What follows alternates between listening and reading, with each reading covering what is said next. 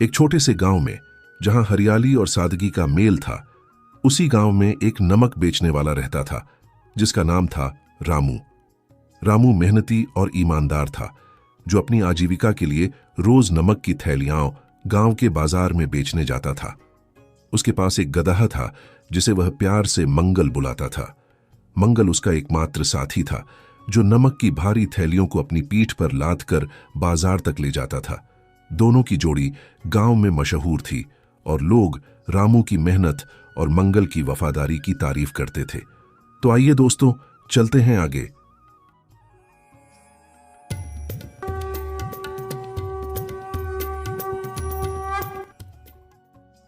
रामू का गांव एक छोटी सी नदी के किनारे बसा था और बाजार जाने के लिए उसे और मंगल को रोज इस नदी को पार करना पड़ता था। नदी ज्यादा गहरी नहीं थी, लेकिन उसका पानी ठंडा और तेज बहाव वाला था। मंगल, जो एक मजबूत और समझदार गदहा था, आमतौर पर बिना किसी परेशानी के नदी पार कर लेता था। रामू भी मंगल पर पूरा भरोसा करता था।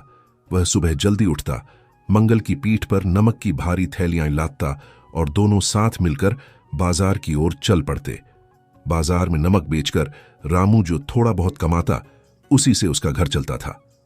एक दिन हमेशा की तरह रामू और मंगल नमक की थैलियां लेकर बाजार की ओर निकले। सूरज आसमान में चमक रहा था और हल्की हवा बह रही थी। मंगल अपनी सामान्य रफ्तार से चल रहा था और रामू उसके साथ साथ गुनगुनाते हुए चल रहा था। जब वे नदी के किनारे पहुंचे तो रामू ने मंगल को धीरे धीरे चलने को कहा, क्योंकि नदी का पानी उस दिन कुछ ज्यादा तेज था। मंगल ने सावधानी से कदम बढ़ाए, लेकिन अचानक एक पत्थर पर उसका पैर फिसला और वह नदी में गिर पड़ा। नमक की थैलियां भी पानी में जा गिरी। रामू घबरा गया। वह चिल्लाया, मंगल संभल! लेकिन तब तक नमक की थैलियों का कुछ हिस्सा पानी में घुल चुका था। पानी में नमक घुलने से थैलियां हल्की हो गईं। मंगल ने जब खुद को संभाला और खड़ा हुआ तो उसे लगा कि उसकी पीठ पर बोझ अब बहुत कम हो गया है। वह हल्का हल्का महसूस करने लगा और खुशी से अपने कानों को हिलाने लगा। रामू ने देखा कि नमक का काफी हिस्सा बर्बाद हो चुका था और उसका दिल टूट गया। उस दिन वह बाजार में कम नमक बेच पाया और उसे नुकसान उठाना पड़ा, लेकिन मंगल को यह सब समझ नहीं आया। उसे तो बस इतना पता था कि पानी में गिरने से उसका बोझ हल्का हो गया और यह बात उसे बहुत अच्छी लगी। अगले दिन रामू ने फिर से नमक की थैलियां मंगल की पीठ पर लादी और बाजार की ओर चल पड़ा।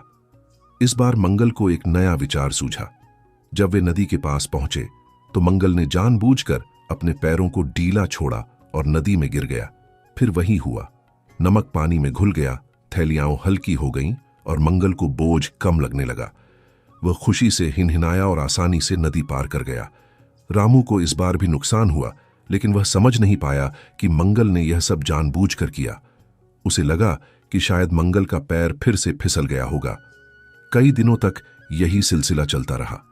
मंगल रोज नदी में गिरता, नमक घुलता और थैलियां हल्की हो जाती। रामू का नुकसान बढ़ता जा रहा था। वह परेशान हो गया।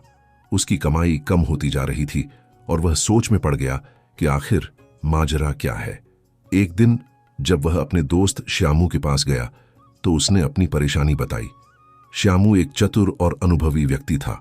उसने रामू की बात ध्यान से सुनी और हंसते हुए बोला, रामू, तुम्हारा मंगल मूर्ख नहीं है, बल्कि बहुत चालाक है।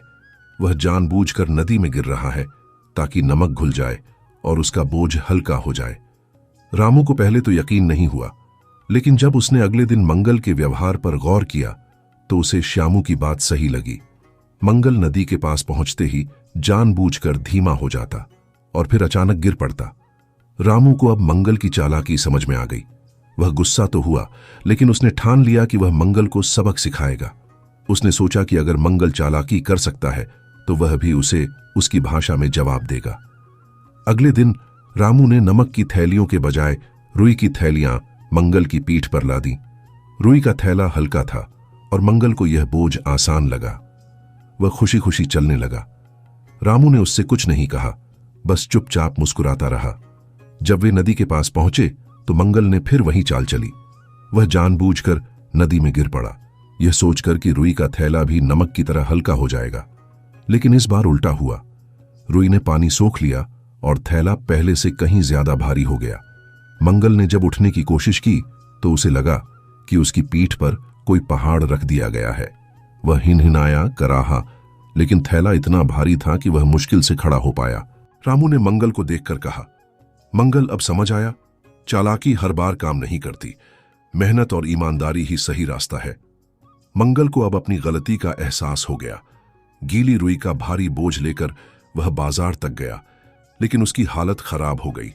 वह थक गया और उसे अपनी चालाकी पर पछतावा हुआ। उस दिन के बाद मंगल ने फिर कभी नदी में गिरने की चाल नहीं चली।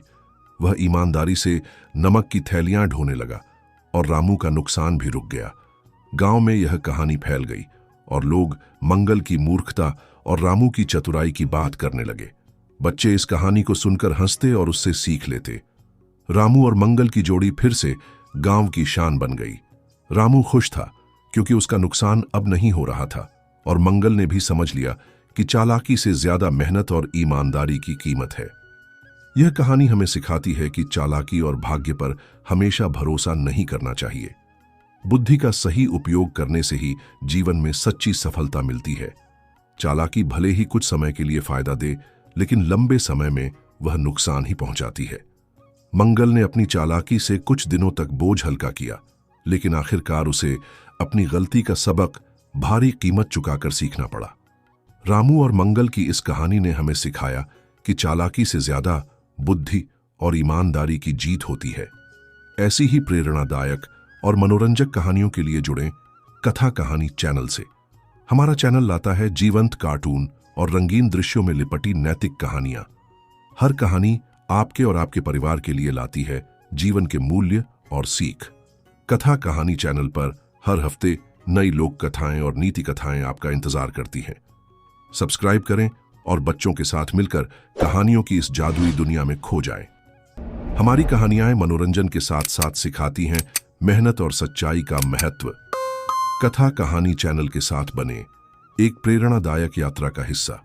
अभी हमारे चैनल पर जाइए और हर कहानी में नई सीख पाएं। सच्चाई और बुद्धि की राह पर चलें। कथा कहानी चैनल के साथ हर पल प्रेरणा लें। फिर मिलते हैं। नमस्कार।